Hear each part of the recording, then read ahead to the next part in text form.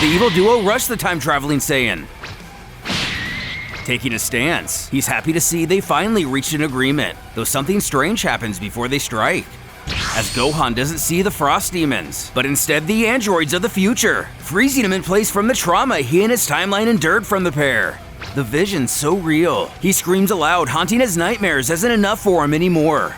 Their smiling faces being the embodiment of pure malevolence and malice. But he won't let them make a mess here too! I swear it! Cold points out to his son it appears their foe is getting ready to attack. Smugly, Frieza asks if he should be worried or something. As Gohan charges their way with fury, the king bellows for Frieza to wake up as he's the one being targeted. Reaching out, the Emperor cackles if this means he wants to play. The two collide, causing a mushroom cloud to shoot into the air, while the elder of the Frost Demons calls out to his child. But as we know, the Tyrant likely never stood a chance in this battle from the beginning, as the body language from the fighters tells us everything we need to know. In a scene reminiscent of Fusion Reborn, Gohan lands his right hand into the chest of his enemy, before charging a ki blast point blank. Not only is this the first time he's seen his son take any damage whatsoever, King Cold never dreamed of someone being powerful enough to eliminate him with essentially a single attack.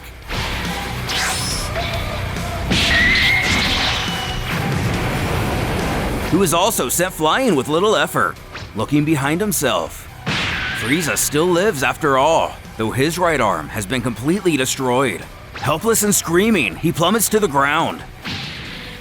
While they don't have a perfect view of the action, this timeline's Gohan, along with the others, feel the events happening. Piccolo questioning the young Saiyan if he can sense what's going on, which breaks his focus. The Namekian explains Frieza's aura is almost completely gone, something he actually did seem to notice. But this other power is kind of weird. The aforementioned Frost Demon stares into space. In disbelief, he has been humiliated by yet another Saiyan. Shifting his eyes, Gohan silently towers over him, clearly without the same mercy his father had. He inquires how it feels to be in the victim's shoes. No irony intended, he asks what he means.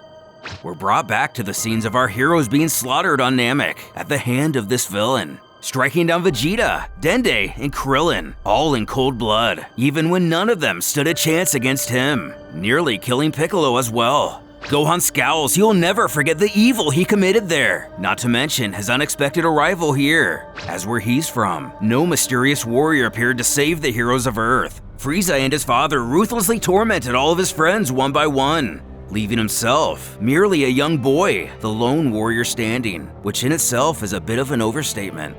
Looking into his eyes, Frieza sneers he's unsure if he has the patience to wait for his father to arrive.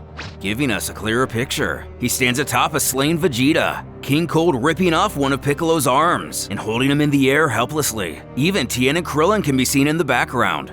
Interestingly, Yamcha's nowhere to be found. Calling him stupid, Vegeta grunts the child has no chance, and even though he looks on furiously, Piccolo knows better as well, shouting for him to save himself while he can. Though that's when someone else decides to arrive, yelling out for his father. The Frost Demons grimace at the sight of him, also with anger seething through his face. Goku can't believe how anyone could do such a thing, promising this will be the last time they face each other, and to not even dare expect a second chance this time. The survivors witnessing a Super Saiyan form again. This time, he is vastly more powerful than he was on Namek. Though unable to sense ki, even Frieza knows he's in trouble. Dashing while charging a Kamehameha. The villain shouts, "In your dreams!" But is instantly vaporized by the blast. Krillin, showing to still be alive, stares in awe alongside Gohan, while Vegeta can't believe he finished Frieza himself in a single move, guessing Kakarot has finally become a true Saiyan. But he barks for the prince to let that go already, as in this instance he had no choice. When Piccolo bellows to be aware there's still one more, as Cold springs towards our hero, screaming he let his guard down. In present time, Frieza still finds himself confused in what Gohan is talking about. And again, he has no interest in explaining in further detail. His silence infuriating the Tyrant. He decides if this is the way he wants it. But his rage is fruitless against the Saiyan. Gohan insulting, he was truly pathetic to the very end. Proving him correct, Frieza begs for his life, swearing to leave this planet in peace, when they're caught off guard from a distance. An enormous blast coming out of nowhere annihilates the villain. Frieza himself only manages to scream, asking why, as his voice fades into nothing. But Gohan is easily able to avoid the attack, looking to see who that was. It was none other than King Cold, who even, despite his lack of a sinister grin, still gives off the same psychopathic energy as before, descending. Our hero quips he may not have noticed, but he just killed his own son.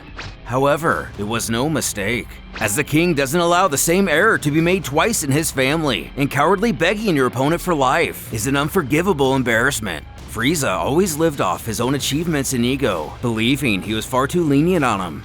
Not much else to say. Gohan comments it's no wonder he turned out how he did. Regaining that smile, Cold grabs his tattered cape before ripping it off, confessing he himself underestimated the golden-haired warrior as well.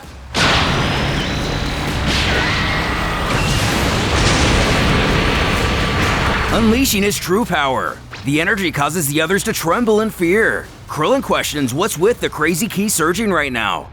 Everyone at a loss for words. Surely it couldn't be anyone other than Frieza, causing Vegeta to interject. It can only be his father, which seems to be news to the Earthling, not aware he even had one of those. As the energy continues to rage in the distance, the prince had thought Cold had retired to obscurity when passing rule down to his son. But if he's back and decides to get serious, and if what he's heard is to be true, that means this battle is lost from the beginning. Pleading if that really is Kakarot fighting, he better give it everything he has. Otherwise, there is likely no chance in defeating such a monster. Back at which, Gohan stands steady, waiting for the debris to clear. An eye pierced through the smoke, locking onto his own. King Cold has decided to return to his original, or final, form. The Saiyan carefully cases out this new state. But before they continue, the king would like to ask a question. Not losing his confidence, Gohan quips if that's his dying wish. Fire away. Almost instantly appearing behind him, he questions why the warrior hasn't used his left arm this entire battle. Believing he stumbled onto a weakness, Cold states he knows he's hiding something. And if he doesn't want to reveal what that is, he will find out for himself. Swinging around, Gohan scoffs he can try if he wants, but using his tail to lock the Saiyan in place. Fortunately, he's only grazed. Returning to a greater distance, Gohan admits Cold here is much more observant than his son, who himself sees a minor resemblance between his son and Gohan. Unveiling a fully mechanical arm, bearing a Capsule Corp logo. Again flashing back, we're brought to the moment he obtained such a prosthetic. In Bulma's lab, he asks the scientist if helping him out will delay her work on the time machine, but she wants him to be at his best no matter what the stakes. Before the androids, she started work on what is believed to be the strongest metal in the universe. By synthesizing it to make it lighter, it'll be a perfect replacement for a Saiyan arm. It would only take a few days for the most important work to be done. With a wink, Bulma suggests Gohan get some rest, as the next day he will be undergoing surgery, as we get a look at the completed mechanical arm. Though the operation wouldn't exactly be simple, given the lack of means in his timeline, the Saiyan bared through the pain to become complete once more. After a couple of stress tests and final adjustments, he was ready for the biggest trip of his life, with only the goal of survival in his mind. Though this would be a greater advantage than having but a single arm, Gohan is forced to wear a constant reminder of the cyborgs. However, the Saiyan from the future chooses to have it represent a person that, if without, there would be no hope left at all. Though, Cold has a modest proposal for his foe. Instead of stubbornly fighting a losing battle, how about the Saiyan become his new son? Causing him to pause for just a second. Smirking, he hopes that's nothing more than a bad joke. But the king assures it's a serious offer. He will have all the privileges of a prince, endless riches and power, and most importantly, the gift of life. This only serves to anger the time traveler even more. Taking a familiar stance, he insists he already has a father. And he certainly isn't a scumbag like Cold. With negotiations over, they get down to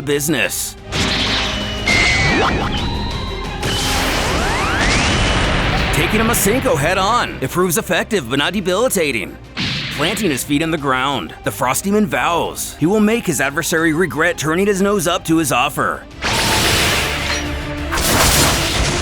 With a swing of his sword, Gohan manages to neutralize each of the oncoming death beams, causing a haze of frustration to swell within the villain. Though he screams this isn't over.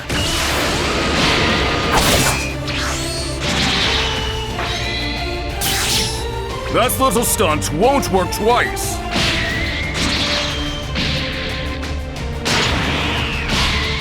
Knocking our hero back with his tail, Cold admits to himself, this guy is much tougher than he thought. But this fight is far from its end.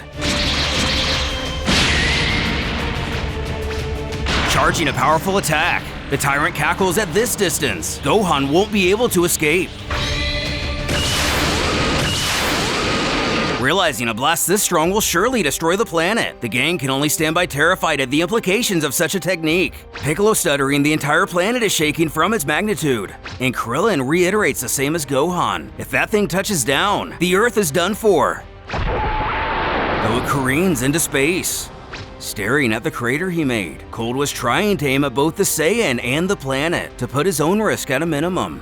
However, he's almost sure, somehow, that Pest managed to outsmart his strategy. Confused by how this could be, Gohan taunts he thought the same thing wouldn't work on him twice. Much more honest with himself than his son, Cold finds it unthinkable the Saiyans could be such remarkable warriors, so he has to end this as soon as he can. From the debris, Gohan asks if it was his intention to destroy the Earth just now, as apparently, slaughtering his own flesh and blood wasn't enough, so now he himself will have to display the same mercilessness, also feeling they have gone on too long.